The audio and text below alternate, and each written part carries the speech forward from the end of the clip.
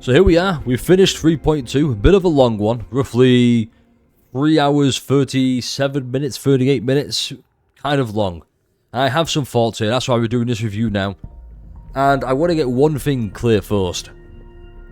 We need to be okay with giving things low scores. Not saying that this was a low score, like a 3 out of 10.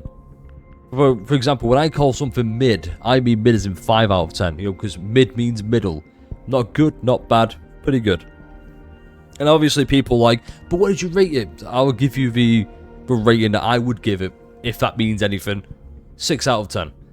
And before you get your pitchforks, before you're like, oh, what does he mean by that? How dare he? I mean that as a Laharoy quest, probably like 5 out of 10. 4 out of 10, okay? Pretty bad. As a Sigrika quest, probably an 8, 9 out of 10. If you like Sigrika, if you want to be justified in pulling Sigrika, or you just like the character as a whole, you're going to love it. 3.2 is exactly what you want. But then again, personal preference change, taste changes and whatnot.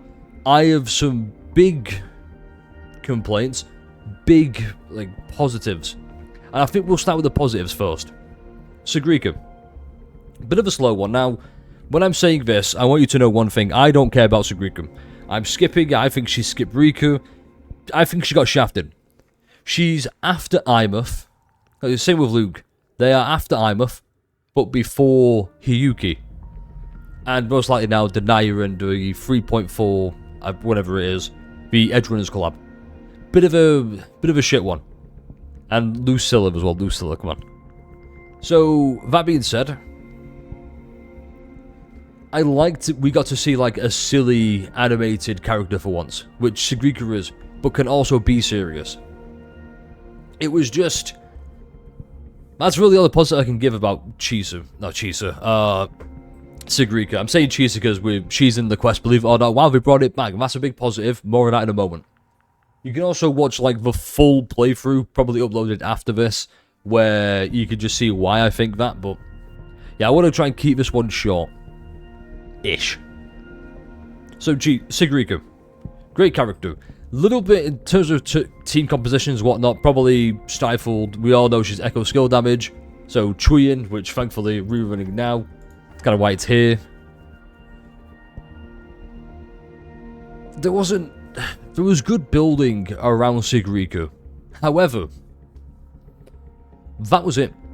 There was no real world building, and that's what I like about these quests. Like 3.0, both parts, believe it or not, were great at building the world. For example, here's what I mean by what I said before about good Sigrika quest, the bad Laharoy quest. 3.0, Blood. The main character quests or companion quests disguised and hidden in main story quests. Sorry, I'm just fixing this little headrest. So 3.0, part 1, great world building. It needed to be great world building. Lene was kind of shoehorned in there at times. It was good, but it wasn't the best. Then 3.0 part 2. Once again, good Laharoy quest. Good Monet quest. It was just nice and good. Now, the difference between 3.1 and 3.2. Here's the big one. I'm not going to try and compare qualities, whatnot. We all know presentation, immaculate. Another big positive. Presentation, couldn't ask for better. Kuro just perfected that art. They know how they want to present their games. They fucking do it. It's amazing. My issue is, with 3.1, it's all about the Frostlands and the Exostrider. That's kind of the main purpose of the quest. Now, there's no better way to represent this, but I'm going to do it anyway. So here is the Laharoy, like the Frostlands quest. Here is Imuth. She exists within that quest. Okay? Even though the main focus is Imuth, the entire quest revolves around the Frenodian, the Exostrider, and the relationship with Laharoy and the Frostlands. Imuth is here. 3.2. Here is the dark side. Yeah, dark side. I see you, Kuro Games. You think you're slick, you're not. Here's the dark side. It exists within Sigrika's quest. That's the big problem I've got there. Because, let's be honest, the dark side does get a little bit shafted, and I thought it had great execution at times. Like, for example, the rabbits.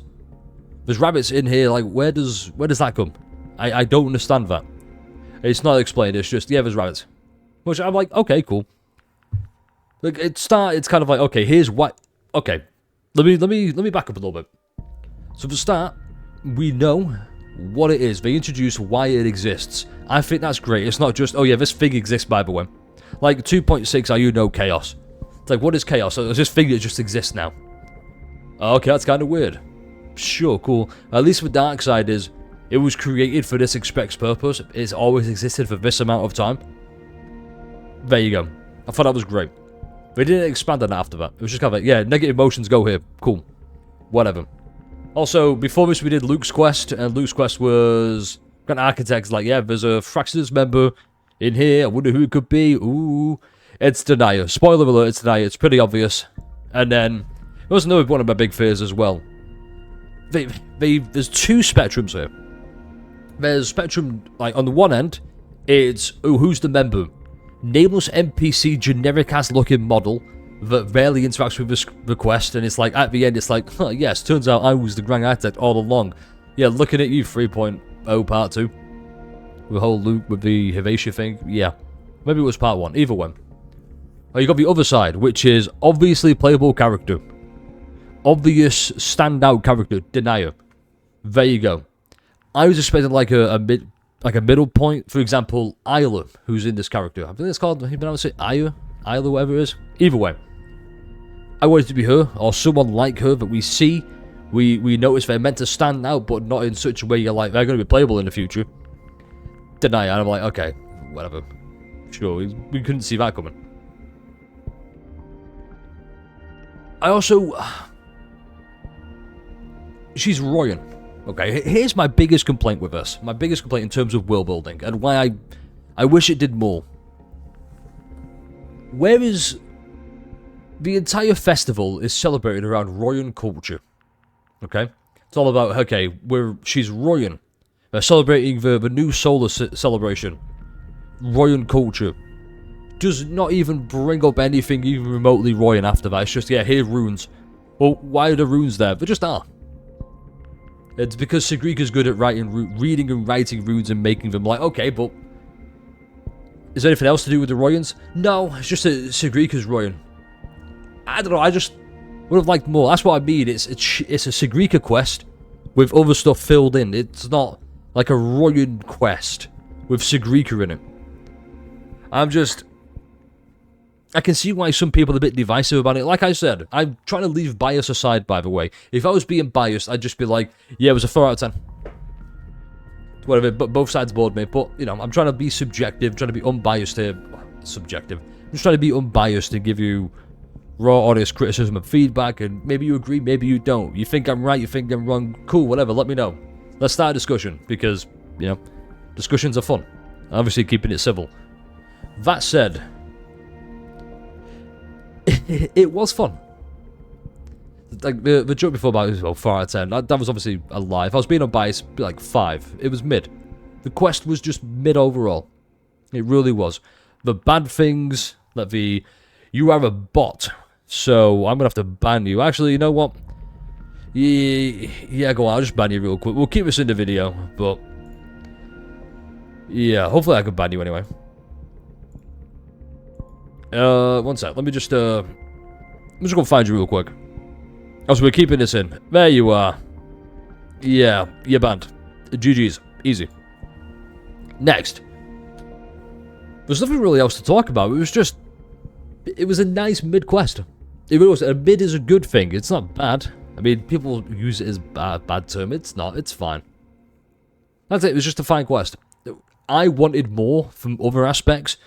Other people would have wanted more from different aspects. Maybe you wanted more Sigrika. Maybe you wanted less Sigrika. You wanted more Royan thing. I just wanted more dark side explanations and, you know, expansions, we'll say. I wanted more, like an expansion on what the dark side is and why the Fraxidus were so obsessed with it in this regard. Rather than just be like, yeah, the Grand Architect said, yeah, we got some games planned. Like, okay, that's... Okay. Cool. Overall, I think it did a serviceable job trying to do what Kuro Games wanted to do and all these gacha companies want you to do. And then they spend money to get the character that you might enjoy. I think it did a pretty good job. That being said, it's not for me. And that's the key thing there. This quest was not for me, so obviously even though I'm trying to be unbiased, you could probably guess it's not for me, so I'm a little bit more negative than positive. Because it's hard. Nothing's ever going to be perfectly unbiased and reviewed. There's always a little bit of bias. That said, once again, I cannot stress enough, Sigrika was a fun character. She really was. I had a lot of fun whenever she was on there. Whenever it focused on her.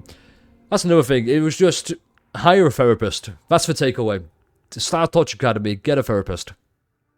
That's really, it's just, the quest was basically, rather than focus on this really cool dark side, thing that ties into society, just, let's give Sigrika therapy for like 2 hours.